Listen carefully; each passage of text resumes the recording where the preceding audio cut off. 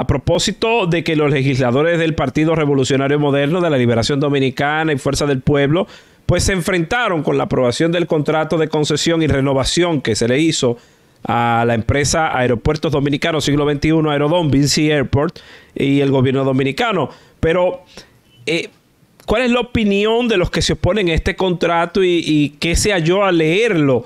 Y esto también, ¿cómo beneficia al país?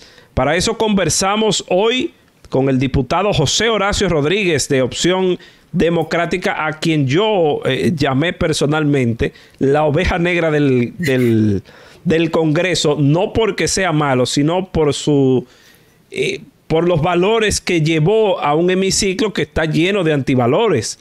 Los valores que uno como dominicano quiere, pero que lamentablemente el caso por décadas no se puede competir. Diputado, un honor tenerle aquí en Esto No Tiene Nombre. No, el honor es mío estar compartiendo contigo en Esto No Tiene Nombre, Ariel, y para mí un gusto a través de esta vía también llegar a todos los dominicanos y dominicanas que nos ven y nos escuchan. Un saludo de parte de Miralba Ruiz y de don Roberto Cavada, que viene de camino y ya se conectará con nosotros. Para entrar en contexto, contrato de Aerodom que beneficia a Vinci Airport se firmó por 30 años y, a palabras del presidente, se va a dar una partida al Estado Dominicano de 775 millones.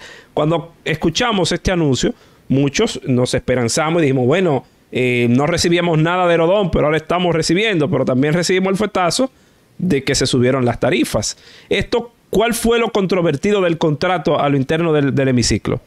Bueno, lo primero que todo es que fue una sorpresa absoluta, porque la semana anterior a que se anunciara esta renegociación con Aerodom, se había conocido un proyecto de ley de manera muy extraña, porque nosotros decíamos que no teníamos la información de para qué se quería esa ley. Y es una ley nueva que se aprobó el pasado mes de noviembre, que permite modificar y renovar contratos de concesión que el Estado Dominicano firmó con anterioridad a la ley de compras y contrataciones, que es la ley 340-06, que es la ley que incorpora los principios de participación, de libre competencia, de transparencia, de rendición de cuentas a los procesos de concesión de obras del Estado.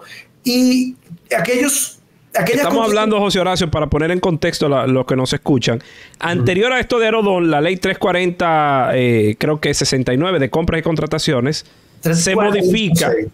Exacto, se modifica para que los contratos que ya se fueron firmados, como por ejemplo ese de Aerodom, que se firmó en gobiernos de Leonel Fernández, y otros contratos puedan ser revisables y puedan ser estructurados nuevamente acorde a los nuevos tiempos.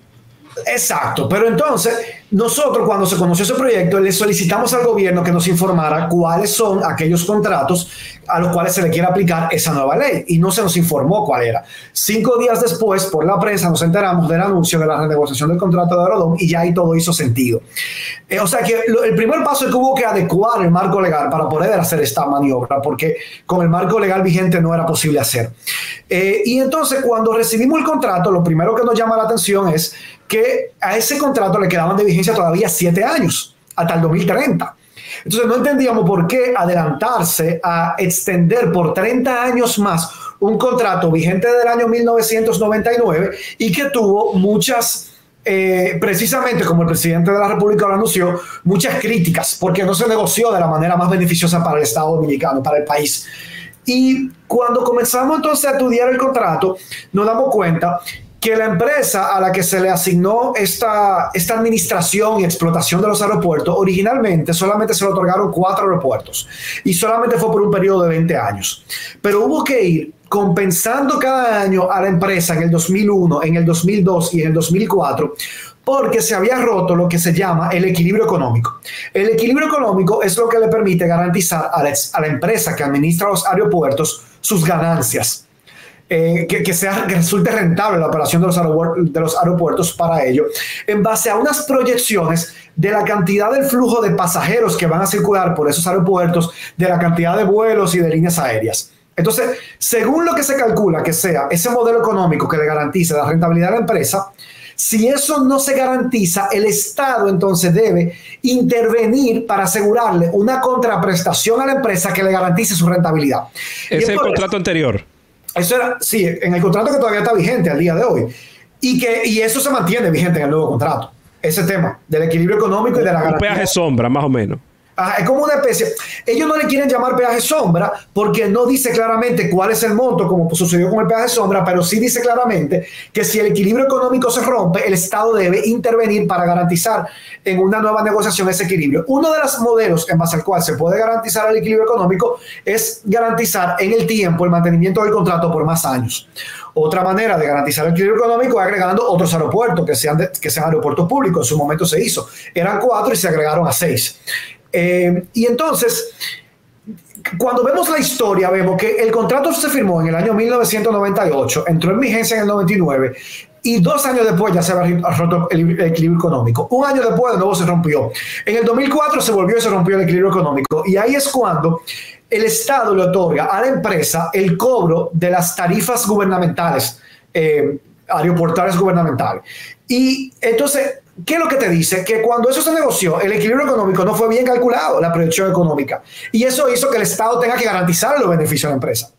¿Qué es lo que yo llamé la atención de que se tenía que hacer en esta nueva renegociación? Que nos aseguremos de que esa proyección a partir de un modelo financiero que garantice un equilibrio económico sea ajustada a la realidad, para que no pase lo mismo que hace 20 años, que a los 2 años el equilibrio económico se rompió y el Estado tiene que, como un peaje sombra, intervenir para garantizar las ganancias a la empresa, a pesar de que es un aeropuerto sumamente rentable. El Aeropuerto Internacional de las Américas es uno de los aeropuertos más rentables de toda América Latina.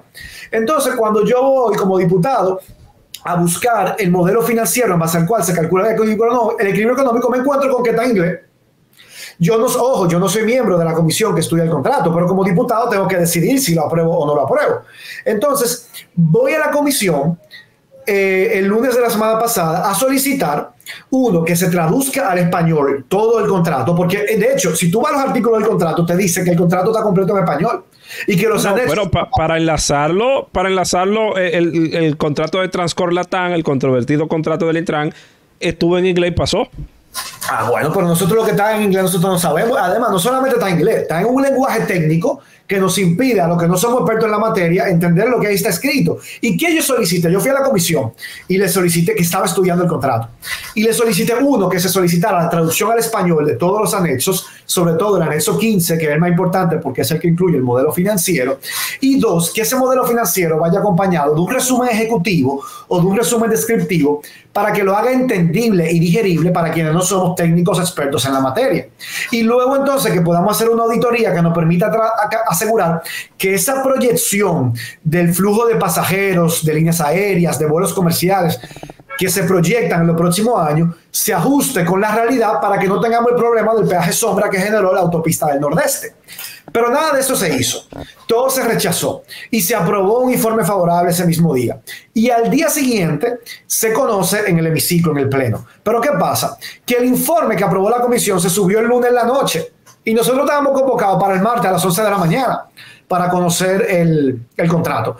Y yo entonces solicito un turno de procedimiento para que se aplace el conocimiento del contrato y se nos dé lo que dice el artículo 85 del reglamento, que se nos debe dar a los diputados por lo menos un día laborable de por medio para poder tener tiempo de estudiar el informe de la comisión y luego ir preparado a los debates en el pleno donde se va a conocer. Y no se nos dio ese plazo. Y se siguió adelante. Para poder... O sea, el contrato en inglés siguió para adelante, no se dieron los plazos suficientes para estudiarlo. Eso correcto. Fue como el matadero. Vamos allí, tienen que levantar la mano. Como caña para el ingenio. Entonces, nosotros solicitamos que se nos diera ese plazo de un día. No se nos dio para poder conocerlo sin el plazo del día laborable. El propio pleno de la Cámara lo tiene que autorizar con una mayoría calificada de 2/3 partes. Y eso no se sometió a votación. Por eso yo puse un tuit que muchos medios recogieron la semana pasada, que el contrato se está conociendo violando los reglamentos de la Cámara de Diputados.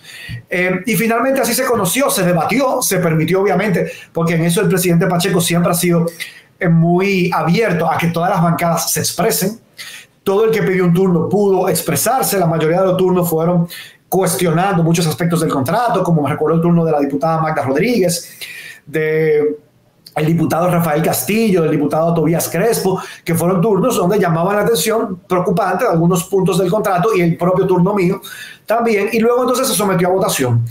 y fue aprobado. O sea que ahora el contrato está en el Senado de la República, pero nosotros lo que solicitábamos, Ariel, era que el contrato sea devuelto al Poder Ejecutivo para que se convoque a una licitación pública abierta, para que, siguiendo los estándares de la ley de compra y contratación. Que era lo sano, diputado, porque, por ejemplo, quizás hay empresas que ven que pueden ser más factibles para la República Dominicana para regentear los aeropuertos dominicanos. Pero la pregunta viene ahí. ¿Es que era más factible cobrar este dinero adelante que hacer otra negociación con otra empresa que quizás nos iba a pagar en un tiempo X? No tenemos cómo saberlo, porque no se hizo un concurso público que nos permita saber que otra empresa no le ofreciera al Estado Dominicano mejores condiciones. Pero claro, hacer un llamado a una licitación pública toma tiempo. Cumplir con los criterios de la ley de compras y contrataciones no se hace antes de que termine el año o antes de mayo, quizá. Eso puede tomarse más tiempo. Entonces, pero el tiempo hay de sobra porque el contrato le quedan 7 años de vigencia. Está vigente hasta el 2030. Entonces no había una prisa de tener que, antes de que concluya el año o antes de mayo, tener que hacer esta renegociación sí o sí. Entonces yo por eso preguntaba en mi turno, ¿cuál es la prisa? Que me respondan cuál era la prisa. Bueno, si el contrato tiene 7 años de vigencia, si hay tiempo para hacer un proceso de compra y contrataciones, una licitación pública abierta para seleccionar al mejor concesionario que le ofrezca los mejores beneficios a la República Dominicana. ¿Por qué entonces hacerlo al vapor, sin ni siquiera darnos los plazos, cumplir con los plazos, sin traducir los documentos y darnos el tiempo que corresponde para hacerlos huyendo? Bueno, yo digo, ¿será que ellos quieren cobrar ese dinero antes de las elecciones? O sea, a lo que yo vi e interpreté es que quizás el dinero, los 775 millones que van a entrar, son necesidad del país y por eso pues se negoció y se dio para adelante. Mi pregunta en ese sentido es, ¿a partir de cuándo entonces entraría en vigencia este contrato de Aerodón? Tendría todavía que el Senado de la República aprobarlo también. Si el Senado lo aprueba, ya entra automáticamente en vigencia. Y se pierden aquellos 7 años. Que se haga de esa manera, porque se le está garantizando, al final no por 7 años, por 37 años más la administración de esos aeropuertos a esta empresa hasta el año 2060. Y mira, es imposible poderle garantizar un negocio a una empresa por tantos años. El Estado va a tener que intervenir, porque la cantidad de cosas que pueden pasar de aquí a 37 años, nosotros no nos la podemos ni imaginar. Las enfermedades o pandemias, las guerras, las crisis, y sea lo que pase, el Estado tendrá que garantizarle su negocio y su ganancia a la empresa Vinci. Y esos 700 millones de dólares, lo que son es un pago por adelantado de los impuestos que la propia empresa tendría que pagar por sus ganancias proyectadas a los próximos 30 años. O sea que no está el negocio para el Estado o para el dominicano esa negociación. Lo que los próximos gobiernos le ingresaría por esos aeropuertos, el gobierno que se elige en el 2024, en el 28, en el 32, en el 36, lo va a cobrar por adelantado Abinader. Ahora, entonces le está dejando un pasivo porque luego, si deja de ser rentable para la empresa dentro de 10 o 15 años, la administración del aeropuerto, quien sea el gobierno de turno tendrá que intervenir para poderle garantizar sus ganancias. Y lo que iba a ganar por adelantado ya se lo pagó a un presidente que fue presidente hace 15 años. O sea que por donde sea que tú lo veas, esto es casi como un préstamo más que se está tomando. Si tú lo analizas desde ese punto de vista. Pero, por lo tanto, eso no es un buen negocio para la República Dominicana. Pero hay algún punto positivo aquí. De que se devuelve y se haga una licitación para ver si podemos conseguir una empresa que nos garantice mejores condiciones para el país. Y además también solicitamos ver cuáles son en otros aeropuertos de América Latina las condiciones en las que las empresas privadas administran estos aeropuertos. Porque ahí se vio el ejemplo de Chile, donde la empresa que lo administra, que es la misma que lo administra aquí, la empresa Vinci, cobra mucho menos tasas, un porcentaje menor de las tasas aeroportuarias y paga mucho más impuestos de lo que se está calculando que tiene que pagar aquí. Entonces, porque aquí también tiene muchas exenciones de la que se va a beneficiar en ese contrato. Entonces, por eso es que nosotros lo hemos cuestionado y entendemos que no se está pensando en los intereses de la República Dominicana, del país y del pueblo, sino en los intereses del gobierno de turno que está buscando una reelección.